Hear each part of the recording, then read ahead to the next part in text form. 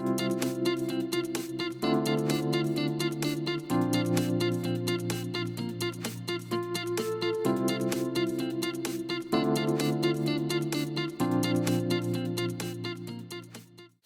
Serge, Bonjour Romain, bonjour Sylvain, merci beaucoup de nous recevoir chez toi. soyez les bienvenus. Merci. Tout d'abord, peux-tu te présenter et nous dire ce que tu entreprends aujourd'hui? Donc moi je suis Serge Avril, mon métier c'est magicien principalement, skipper aussi, et je suis gérant de la société SA Prod, production artistique, puis SA Yachting, les sorties en mer avec le bateau, principalement. Ce que j'entreprends aujourd'hui c'est surtout sur SA Prod, donc actuellement je suis dans la production artistique, toujours depuis des années, ça fait depuis 12 ans maintenant je pense.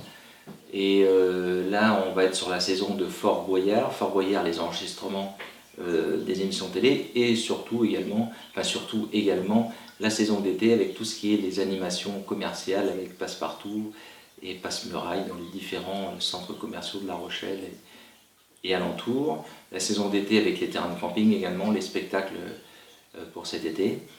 Et puis j'entreprends également une conférence, ça c'est tout nouveau. Une conférence sur la méditation. Et puis je reviens d'un voyage en Inde avec une initiation à la méditation pour des chefs d'entreprise dans la montagne sacrée d'Arunachala. Ça, ce sont les nouveaux produits que je développe. Et également un produit sur la magie du team building. C'est un team building où on met des chefs d'entreprise à réfléchir sur la solution, sur comment trouver la solution à un ou plusieurs tours de magie. Ça, c'est sur une demi-journée. Ils doivent trouver la solution pour eux-mêmes faire les tours de magie sur scène par la suite.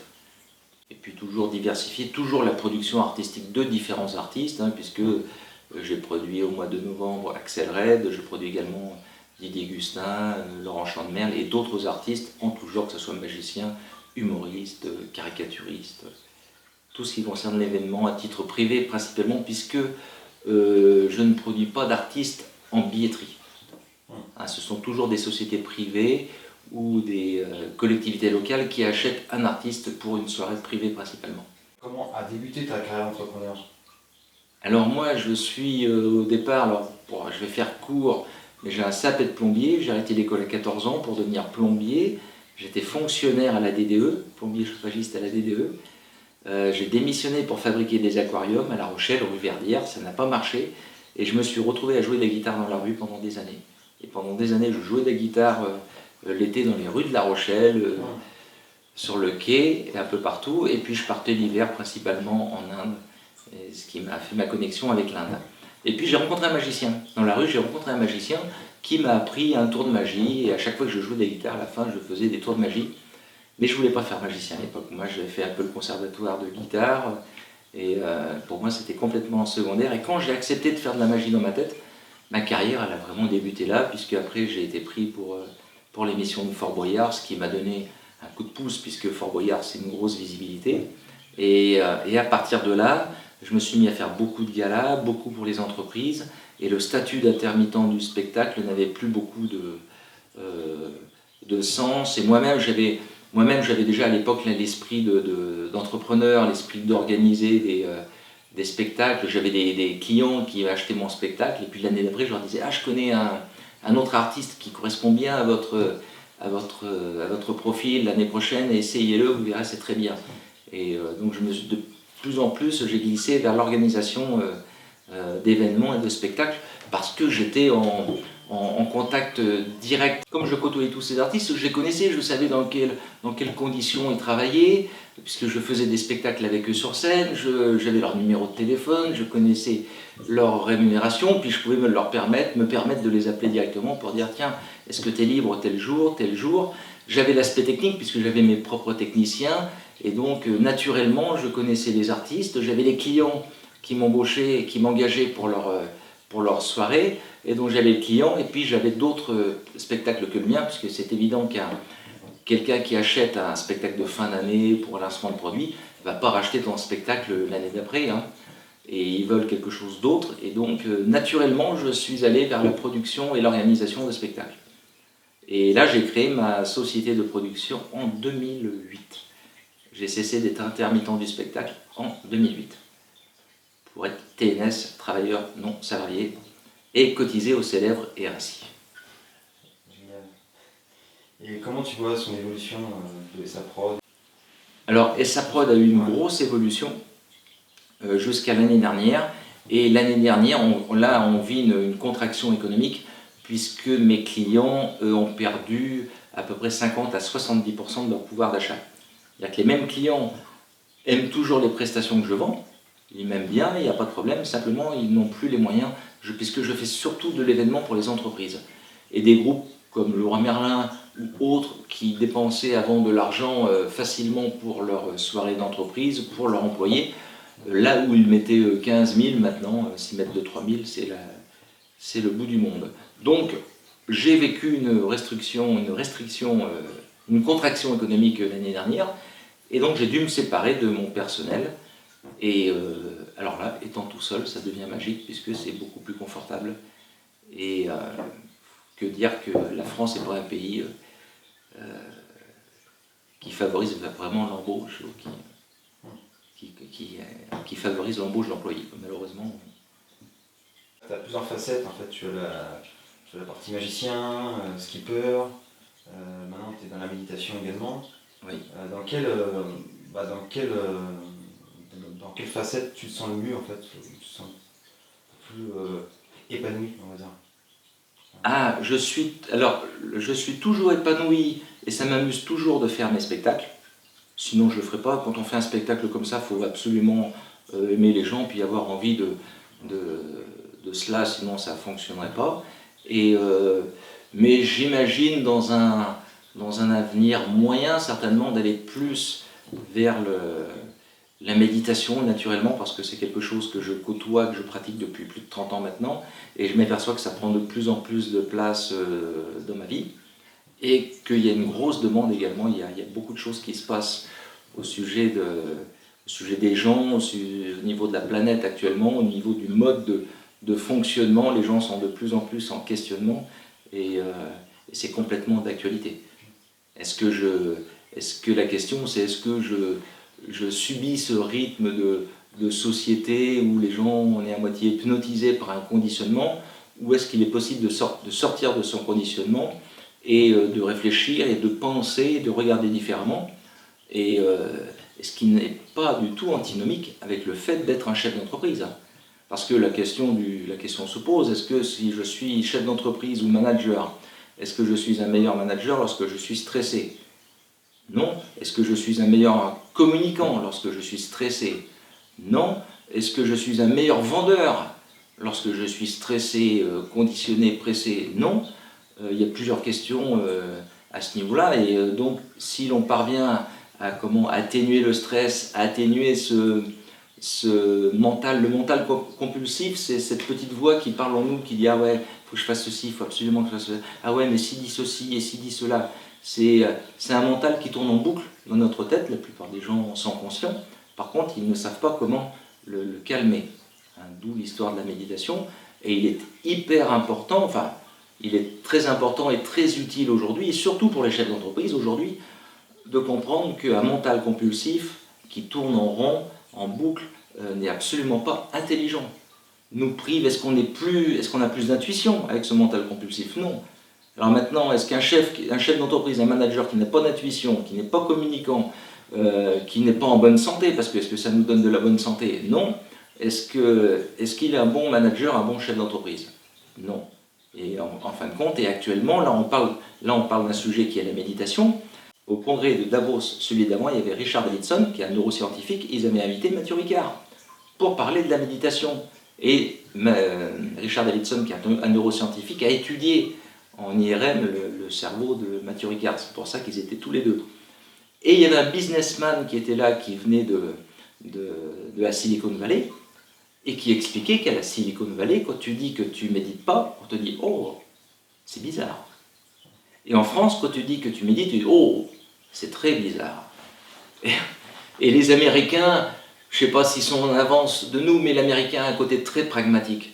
Et les Américains ont très vite compris que pour être intelligent, pour avoir de la créativité aussi, pour avoir de la créativité, pour être intelligent de cœur et d'esprit, pour avoir de l'intuition, il faut être en bonne santé, mais en bonne santé mentale également.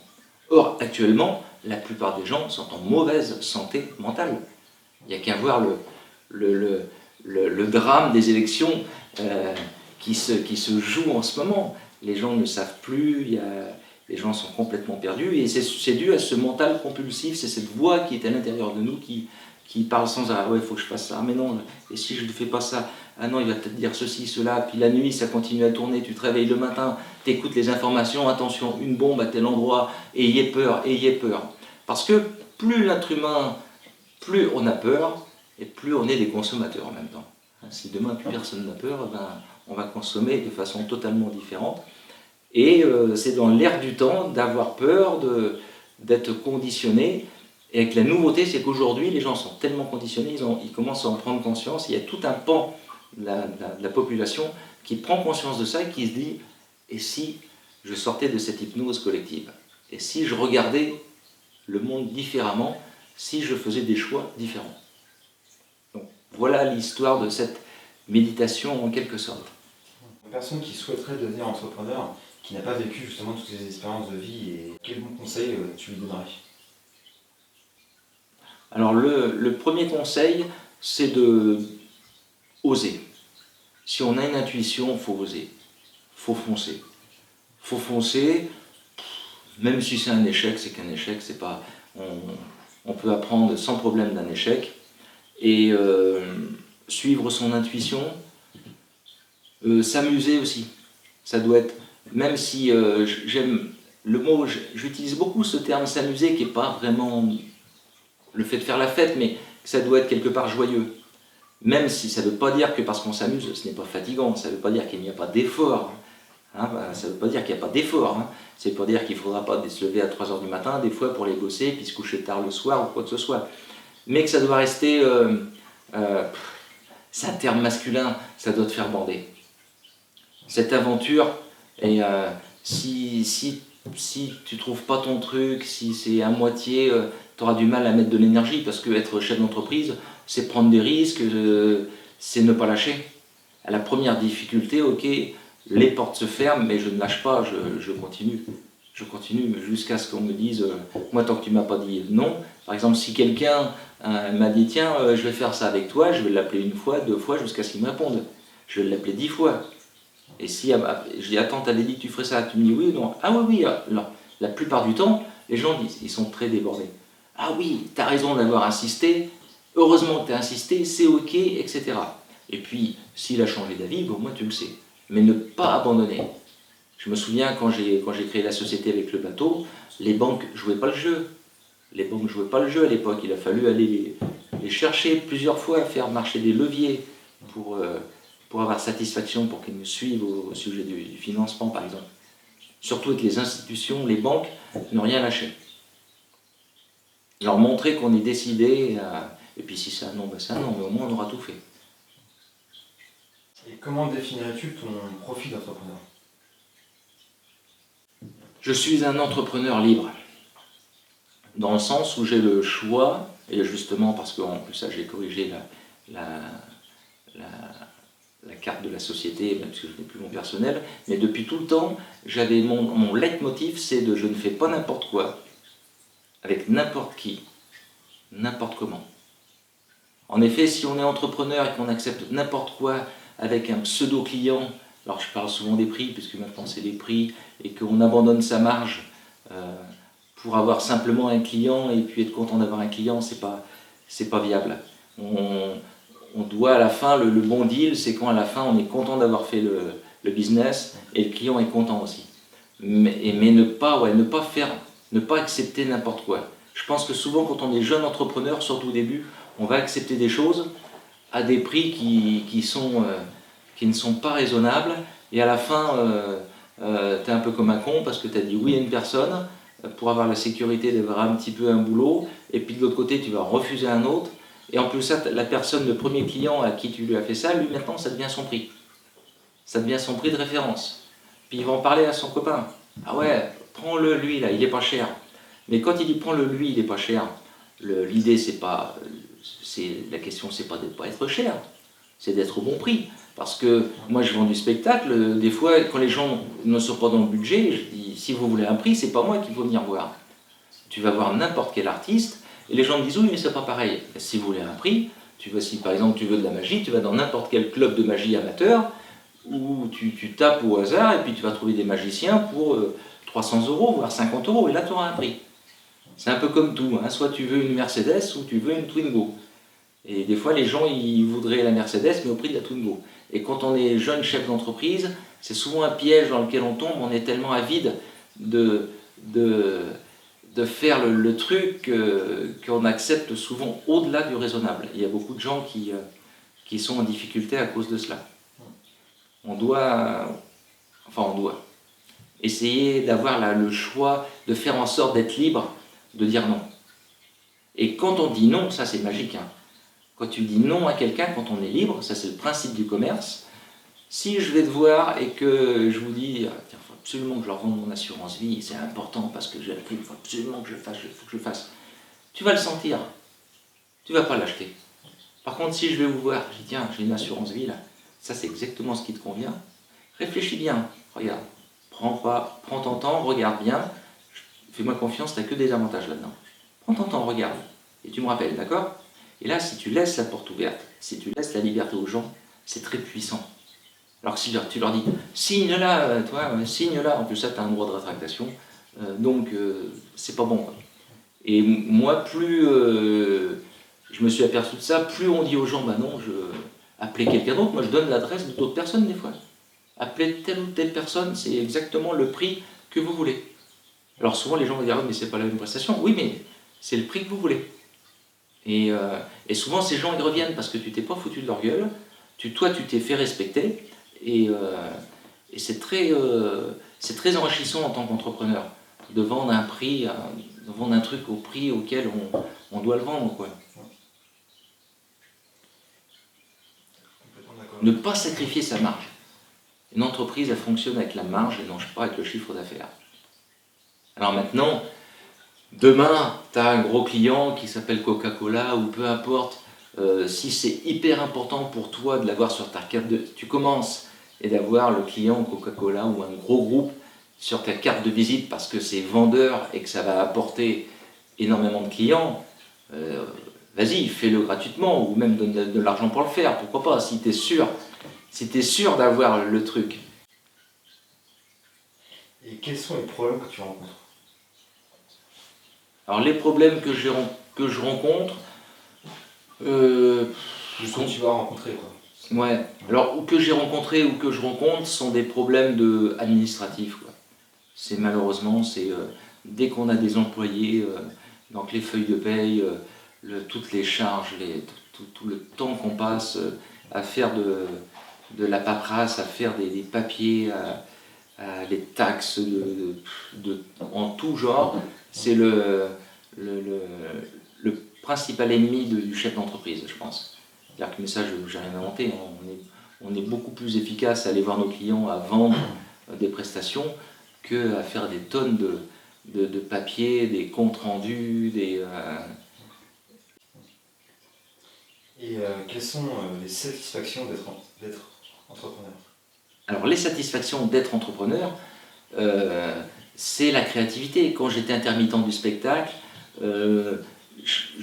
ma vie, et je connaissais ma vie, bon, tu restes intermittent, tu sais que tu vas toucher tant par mois, tant que tu seras intermittent, puis voilà. Et alors que le fait d'être entrepreneur, par exemple, en mois de novembre, j'ai vendu un spectacle d'Axel Red. Le fait d'être entrepreneur, demain, il y a un côté rêve, il y a un côté tout est possible. Également de choisir ses clients, de dire non, quand un client ça ne te convient pas, de choisir les lieux où tu travailles, de choisir ses tarifs, c'est cette liberté. La liberté d'action, la liberté d'imagination, on choisit tout. Hein, par exemple, là, il y a une partie de moi qui s'oriente vers la méditation, et c'est complètement nouveau pour moi. Ma clientèle méditation, je ne la connais pas encore. Là, j'ai emmené des chefs d'entreprise sur la montagne, mais comment en emmener d'autres, comment communiquer, c'est plein de surprises. Alors peut-être que je vais rencontrer quelqu'un, puis je vais rentrer dans un créneau de conférencier, je ne sais pas. peut-être que ça ne marchera pas, peut-être que c'est cette liberté d'être chef d'entreprise, ça te permet et ça t'oblige aussi à imaginer, il faut rêver. Faut rêver des projets, il faut rêver des développements. S'il n'y a pas de rêve, il n'y a rien. Hein, contrairement à quand j'étais plombier, je faisais mes soudures, je n'avais pas besoin de rêver à tordre mon tuyau. Hein. Tu le mettais dans la cintreuse, du moment que c'était étanche, ça allait, quoi. Alors que quand tu es chef d'entreprise, ça t'oblige à te remettre en question.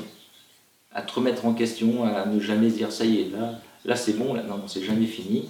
Il y a d'autres personnes qui vont arriver, des concurrents, donc se remettre en question et puis imaginer d'autres produits, changer sa façon de faire quand elle n'est pas bonne. La liberté, voilà, je dirais chef d'entreprise, c'est être libre. Cette liberté a un certain prix, mais c'est être libre. Quelles sont tes plus belles réussites? Mes plus belles réussites, eh bien, c'est d'être passé de la rue à intermittent du spectacle, à ESSAPROD, d'avoir développé ESSAPROD comme je l'ai fait. Maintenant, même si il y a moins de personnel et que l'entreprise se développe de façon différente, mais avec plus de marge. Donc c'est le côté magique de cela. Et c'est mes plus belles réussites, ouais, c'est cela. Moi j'ai eu un métier j'étais plombier, j'étais guitariste, magicien, j'enseigne la méditation. Maintenant j'ai d'autres vies. Il me reste encore 1 ou 2 vies à faire. Mes plus grandes réussites, c'est cela, c'est ce qui est en train d'arriver maintenant. Je regarde peu derrière. C'est ce qui est en train d'arriver maintenant. Et c'est comment je gère mes difficultés, comment je gère les épreuves, parce que comme tout le monde, j'ai des épreuves. Ouais, ma plus grande réussite, c'est ma façon avec le temps de gérer les épreuves. Il y a quelques années de ça, je serais parti davantage dans la victimisation, etc. Maintenant, quand j'ai une épreuve, ok, quel est le problème? Quel est mon problème maintenant? Comment je dois faire et qu'est-ce qui est juste pour moi et pour l'autre? C'est grâce à quoi? Grâce à la méditation, justement Oui, grâce à ce chemin depuis plus de 30 ans où je côtoie les ashrams, les monastères, les retraites, les voyages en solitaire. Tout cela, ça m'a construit, j'ai cherché, j'ai essayé de comprendre, je me suis trompé par moments. Je suis allé sur des modèles de pensée qui à la fin ne me satisfaisaient pas. Je suis revenu, j'ai rencontré d'autres personnes. C'est grâce à ce chemin personnel. Et tes plus grosses déceptions? Mes plus grosses déceptions,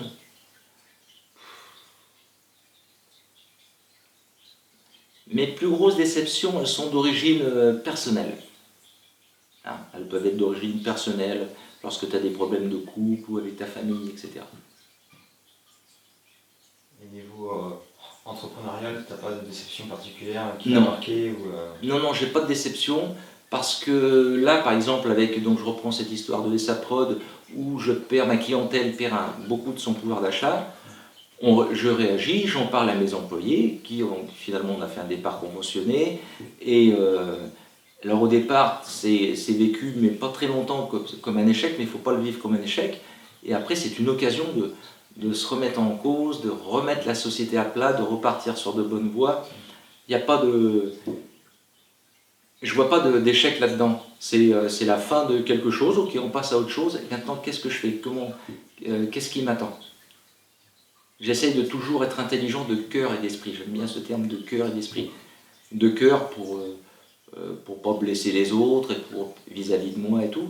Et puis d'esprit, quand on a une entreprise, il faut savoir compter, il faut savoir calculer et réagir sans l'émotion. En fin de compte, à chaque fois qu'on est dans l'émotion, on réagit avec des trucs du passé. Ah tiens, il ne faut pas que je fasse ceci.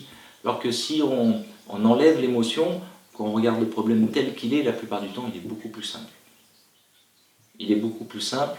Et puis j'ai une phrase que j'adore et qui fait partie de moi. Il n'est pas une épreuve qui a un cadeau pour toi entre ses mains. Et la deuxième partie de la phrase, c'est tu attires à toi les épreuves parce que tu aimes les cadeaux. Et quelle est pour toi la différence entre un bon et un mauvais entrepreneur? Alors, pour moi, un bon entrepreneur, c'est celui qui s'épanouit, mais également dont les employés s'épanouissent. Pour moi, c'est hyper important. Devenir alors est-ce qu'on parle d'un entrepreneur simplement financier? Par exemple, quelqu'un qui a une grosse réussite et qui n'a aucune considération humaine vis-à-vis de ses employés, aucun respect, ça ne m'intéresse pas du tout. Et je pense que ce n'est plus d'actualité. En plus ça, je pense que les temps actuels, les gens, ils ont raison, les temps actuels, l'époque où on pressait les gens, c'est la fin de cette époque. C'est la fin de cette époque parce que je ne crois pas du tout à cela. Et pour moi, un bon entrepreneur, eh bien, c'est celui qui fait bien marcher sa boîte, qui respecte ses employés, qui partage aussi lorsqu'il y a la production, lorsqu'il y a des gains, qui les partage, et puis qui fait vivre, qui fait réussir sa société, tout en respectant ses employés et son client. C'est celui qui est capable de marcher dans la rue, de voir ses clients et d'aller manger avec eux, de boire un verre et de parler en toute liberté et sans avoir peur de ceci ou de cela. Un bon entrepreneur, c'est quelqu'un qui s'épanouit dans son boulot. Voilà, un bon entrepreneur, c'est quelqu'un qui s'épanouit dans son entreprise et dont toutes les personnes qui en font partie s'épanouissent aussi. C'est hyper important aussi. Quand tu arrives, tu ne peux pas dire bonjour à tes employés, tu peux pas les embrasser, boire un café avec eux. Tu passes beaucoup de temps. Tu passes beaucoup de temps dans une société. Et voilà. Et le mauvais? Ben pour moi, le mauvais, c'est celui qui est stressé, qui rejette tout son stress. On le voit souvent, hein, des gens qui sont stressés. En dessous d'eux, ils ont des chefs de secteur ou des directeurs qui sont eux-mêmes stressés, qui stressent également l'employé qui est en bas, à la base de la pyramide. C'est celui qui ne s'épanouit pas. Parce que tu peux passer ta vie, enfin, on n'est que de passage dans cette vie. Si tu passes ta vie après courir après quelque chose sans arrêt, ben, au bout d'un moment, tu seras passé à côté de ta vie, quoi. Le plus important qu'on trouve actuellement chez tous les chefs d'entreprise, et tu sais ce qui leur manque? Non. Du temps. Tous les gens, tous mes copains, les chefs d'entreprise, les copains qui sont managers, tous, ils veulent quoi? Du temps. Le temps passe très vite, ils sont tellement dans ce mental compulsif dont je parlais tout à l'heure, dans l'hyperactivité et la paperasse. Et la paperasse. Et donc, ils ont ce point commun. D'ailleurs, qu'est-ce qu'ils veulent? Ils veulent du temps. Ils veulent pas la dernière Mercedes maintenant. C'est pas ça le truc. C'est qu'on veut du temps. On veut passer du temps avec ses amis, on veut passer du temps avec sa famille. Il faut passer bien entendu du temps dans l'entreprise. Mais le point commun de tous les chefs d'entreprise actuellement, ils veulent du temps. Et la solution, c'est de calmer le mental. En dehors du mental, le temps cesse d'exister. Et tu es la solution? Et je suis bien entendu la solution. Une des solutions. Très bien. On te remercie beaucoup, Serge. Merci, ouais. Merci Romain, merci Sylvain. Bon, voilà. Super. C'est bon, merci.